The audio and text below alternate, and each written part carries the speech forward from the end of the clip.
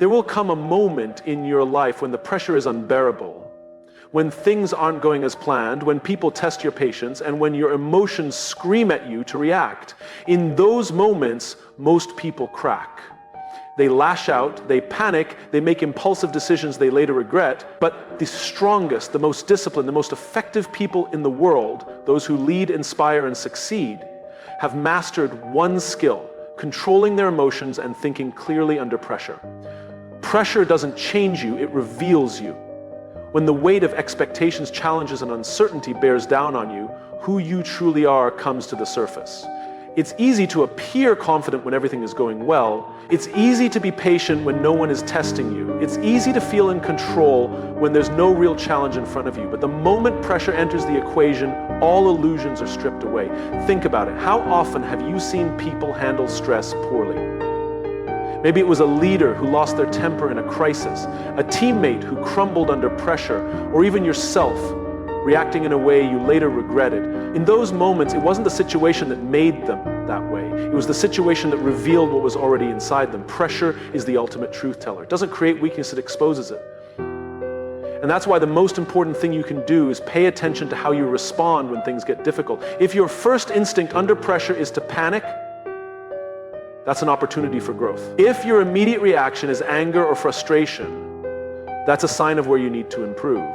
If you shut down, avoid the problem, or react impulsively, that's not the situation forcing you to be that way.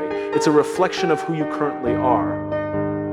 But here's the good news. Just because pressure reveals who you are today doesn't mean you can't change who you become tomorrow. Look at the greatest leaders, the most respected individuals, and the most successful people in any field. They all have one thing in common. They have trained themselves to remain calm, composed, and clear-headed under pressure. They weren't born that way. They weren't magically gifted with the ability to handle stress better than others. They built it through self-awareness, discipline, and constant practice. The key is understanding that pressure is a test. And just like any test, you can prepare for it. You can develop the ability to stay composed. You can train yourself to slow down, think clearly, and respond with intention instead of emotion. But the only way to do that is to first acknowledge where you are. Start paying attention to your emotional triggers. What situations make you feel overwhelmed? What kind of pressure causes you to react instead of respond? Is it tight deadlines, difficult conversations, unexpected problems? Once you know what gets to you, you can start working on it. A great exercise is to put yourself in controlled moments of pressure regularly. Push yourself outside your comfort zone. If you avoid difficult situations, you'll never get better at handling them. Seek out challenges that force you to stay composed. Whether it's public speaking, physical endurance, or high-stakes decision-making, the more you expose yourself to pressure in small ways, the more prepared you'll be when the big moments come. Another important step is shifting your mindset. Most people see pressure as something to fear, something negative. But what if you started seeing it as a privilege? Pressure means you're in a position that matters. It means you have an opportunity to grow. It means people trust you with responsibility. The best performers don't wish for less pressure, they train to handle more of it. And finally, remember that how you handle pressure doesn't just impact you, it affects everyone around you. If you're a leader, your team looks to you in tough moments. If you're a parent, your children learn from how you react. If you're part of a group, your ability to stay calm influences the entire dynamic. You are either someone who brings clarity in chaos or someone who adds to the confusion. So the next time pressure hits, stop for a moment. Recognize that this is your test, this is your moment to show who you really are. And if you don't like the answer, use it as fuel to become better, because pressure doesn't make you, it reveals you. And the choice of who you become is yours. In moments of stress, frustration, or high stakes, your natural instinct is to react immediately. The problem is that reactions are often driven by emotion, not logic. A quick, unfiltered response can lead to regret, conflict, or even failure. But there is a powerful tool that can change everything: the pause. Pausing before you react is the difference between saying something you'll regret and choosing words that build trust. It's the difference between making a rash decision in the heat of the moment and making a smart decision that serves you in the long run. It's the difference between losing control and staying composed. Most people don't pause, they let their emotions dictate their actions. They fire back in an argument, they lash out when frustrated, they make impulsive choices just to relieve the pressure they feel in the moment. And later, when things calm down, they see the damage their reaction caused. They wish they had handled it differently. They realize they let the moment control them instead of taking control of the moment. But here's the truth. You always have the power to pause. No matter how intense a situation feels, no matter how much someone provokes you, no matter how urgent a problem appears, there is always a moment, however small, where you can stop, breathe, and choose your response. And that single moment of restraint can change everything. Think about a time when you reacted too quickly and regretted it. Maybe it was an argument where you said something hurtful. Maybe it was a business decision made out of panic instead of strategy. Maybe it was a simple moment of frustration where you let your emotions take over. Now imagine if you had just paused.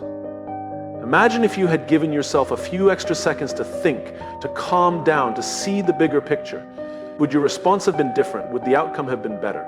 Pausing gives you control. It allows you to separate emotion from action. It gives your brain time to process what's really happening instead of being hijacked by stress or anger. It helps you shift from reacting instinctively to responding intelligently. And the more you practice it, the stronger your self-control becomes. So how do you build the habit of pausing? First, recognize your emotional triggers.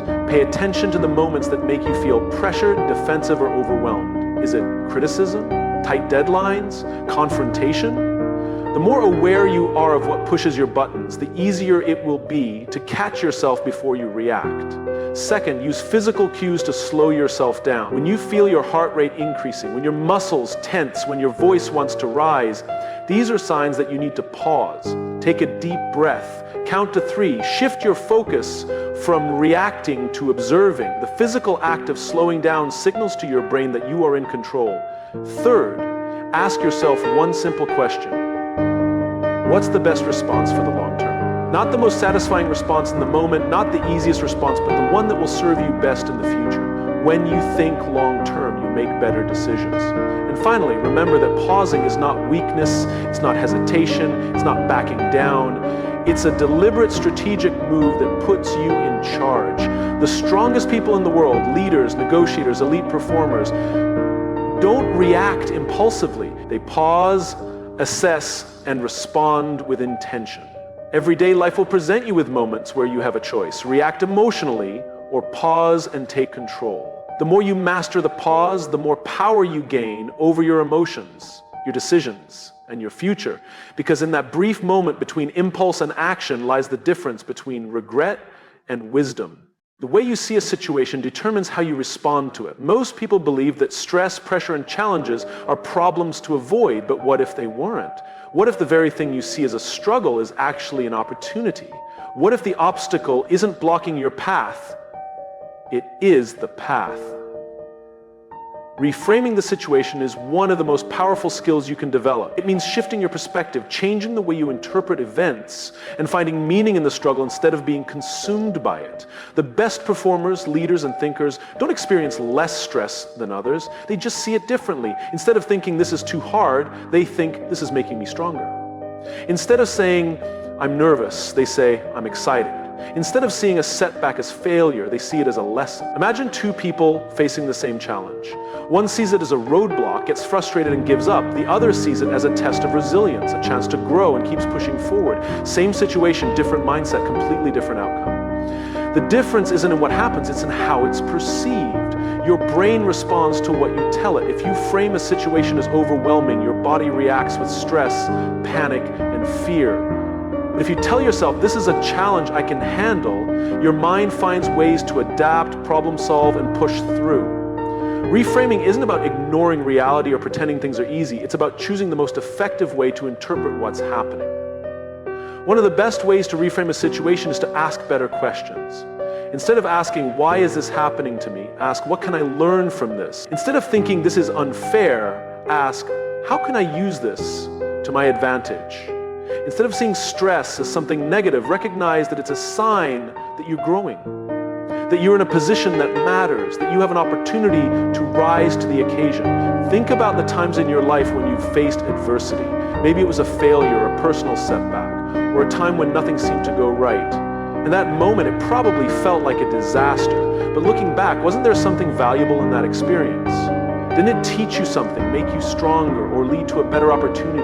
The problem is that most people don't recognize this while they're going through it. They only see it in hindsight. But what if you could reframe situations in the moment instead of waiting years to appreciate them? That's the power of shifting your perspective. Reframing also applies to everyday stress. Many people say, I have to give a presentation today, as if it's a burden. But what if you said, I get to give a presentation today? That small change in language shifts your focus from stress to gratitude, from pressure to opportunity. The words you use shape your mindset, and your mindset shapes your results. The truth is, every difficult situation contains two things, a challenge and an opportunity. Most people only see the challenge, but if you train yourself to find the opportunity, you'll handle pressure better, make smarter decisions, and stay in control of your emotions. You don't always control what happens to you, but you always control how you see it. Reframe the situation and you reframe your life. When stress, pressure, or fear takes over, your mind can feel like a storm racing, thoughts, heightened emotions, and an overwhelming sense of urgency. In those moments, it's easy to believe that your thinking is out of your control. But what if the key to regaining control wasn't in your thoughts at all? What if it was in your breath? Most people underestimate the power of their breathing. It's automatic, something we do thousands of times a day without thinking, but what many don't realize is that the way you breathe directly affects the way you think, feel, and react. When you're stressed, your breathing becomes shallow and rapid. This signals to your brain that something is wrong, triggering a fight or flight response. Your heart races, your muscles tense, and your ability to think clearly disappears. Suddenly, small problems feel massive, and logical thinking is replaced by emotional reaction. But here's the secret. Just as stress changes your breathing, you can change your breathing to control stress. By slowing down your breath, you send a different message to your brain. You tell it that you are in control, that there is no immediate danger, that it's time to shift from panic to clarity. Your heart rate slows, your muscles relax, and your thoughts become sharper. This is why elite performers, athletes, military personnel, surgeons train themselves to master their breathing. They know that in high-pressure situations, emotions and panic can cloud judgment, but by controlling their breath, they control their mind. They stay calm when others crumble. They think clearly when others freeze. The good news is that you don't need to be in life or death situations to use this skill. You can apply it to everyday stress, before a big meeting, during an argument, when facing uncertainty, or anytime you feel overwhelmed. The technique is simple. Slow, deep breaths in through the nose, hold for a moment, and then exhale longer than you inhale. This small shift in breathing resets your nervous system and restores your ability to think with clarity. But why does this work? Because breathing is one of the only bodily functions that is both automatic and controllable. Your heartbeat, digestion, and reflexes all happen without conscious effort.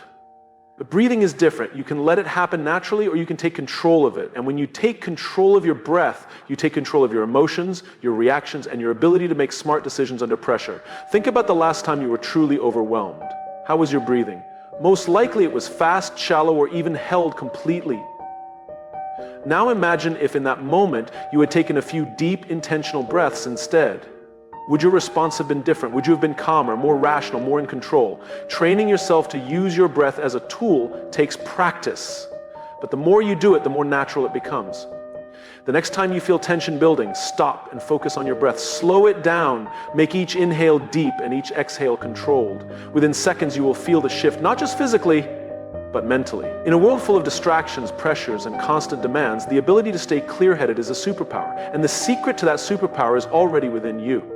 Your breathing controls your thinking. Master it, and you master yourself.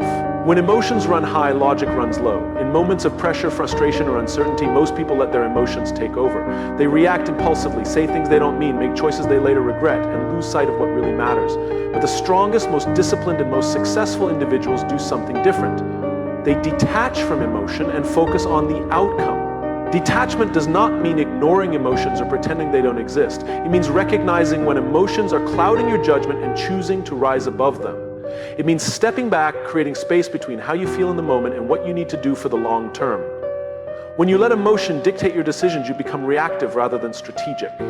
You allow temporary feelings anger, frustration, fear, to shape permanent consequences. But when you focus on the outcome, you act with intention rather than impulse. Think about the last time you were in a heated argument.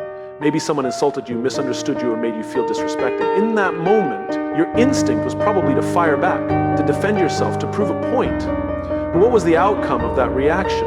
Did it actually solve the problem, or did it make things worse? Now imagine if instead of reacting emotionally, you had paused and asked yourself, what do I really want to achieve here? Would your response have been different? The ability to detach is a skill, and like any skill, it must be trained. The first step is self-awareness. When you feel emotions rising, whether it's anger, frustration, anxiety, or fear, recognize that this is a moment of choice. You can let the emotion control you, or you can take control of the emotion. One simple technique is to label the feeling. Instead of saying, I am angry, say, I feel anger. This small shift creates distance. It reminds you that emotions are temporary states, not permanent conditions. You are not your emotions, you experience emotions, and that means you can manage them. The second step is shifting your focus. Ask yourself, what is the bigger picture here? What is the smartest move for my long-term success? Great leaders, top athletes, and high performers don't make decisions based on how they feel in the moment. They make decisions based on what will get them the best result. If responding with anger helps the outcome, they use it.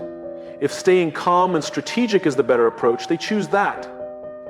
They don't let temporary emotions pull them away from their ultimate goal. Think of a poker player sitting at a table. They might lose a big hand, feel frustration building, and want to act on impulse. But a professional knows that reacting emotionally will only hurt their long-term success. So they take a breath, reset their focus, and play the next hand with a clear mind. Life works the same way. Every situation is another hand being dealt.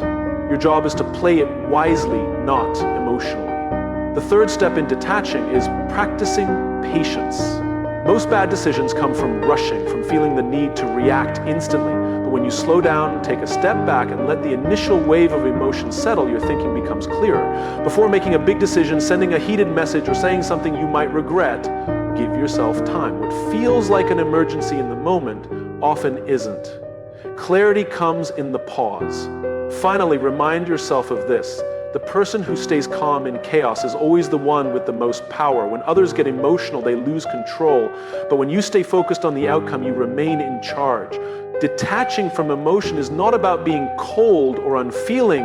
It's about making sure your emotions serve you rather than sabotage you. So the next time you feel emotions rising, take a step back, breathe. Shift your focus from how you feel to what you want to achieve. Because in the end, success isn't about reacting, it's about responding with purpose. When pressure hits, when stakes are high, and when the unexpected happens, most people rely on hope. They hope they'll stay calm, they hope they'll make the right decision, they hope they'll perform at their best. But hope is not a strategy. If you wait until the moment arrives to figure out how to handle it, you're already too late. The people who excel under pressure, the ones who make clear decisions in chaos, aren't lucky. They are prepared. They have trained for the moment before it comes. Think about the most disciplined professionals in the world. Elite athletes, military special forces, world-class leaders. They don't just show up and hope they'll perform well. They train relentlessly for every possible scenario. They put themselves under stress before the real test arrives. They rehearse difficult conversations before they need to have them. They practice making decisions under pressure so that when the moment comes, they don't have to think. They just execute. If you wait until a high-stakes moment to learn how to stay calm, you'll crumble. If you wait until a conflict arises to learn how to respond with composure, you'll react emotionally. If you wait until an opportunity appears to develop confidence, you'll hesitate.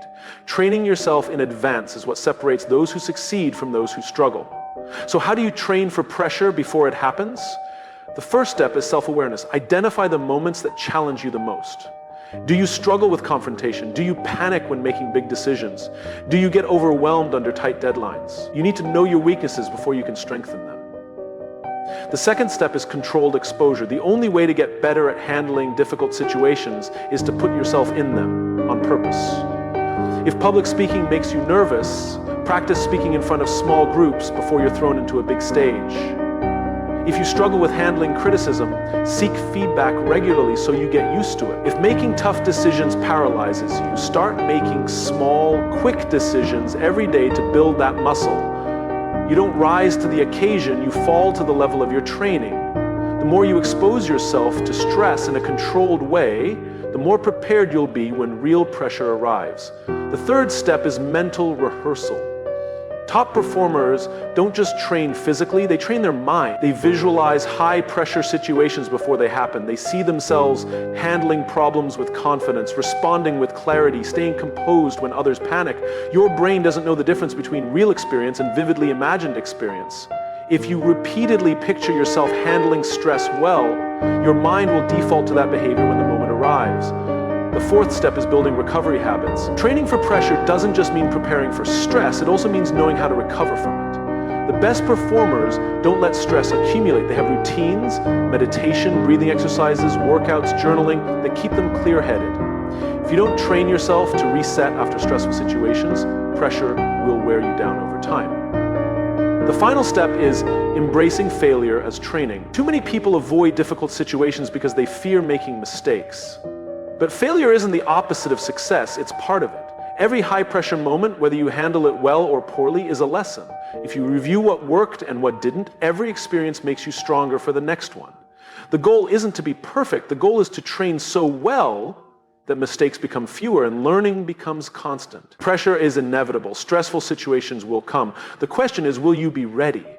The difference between those who break under pressure and those who thrive under it isn't talent, it's preparation. Train for the moment before it comes, and when it does, you won't need to rely on hope. You'll already know exactly what to do.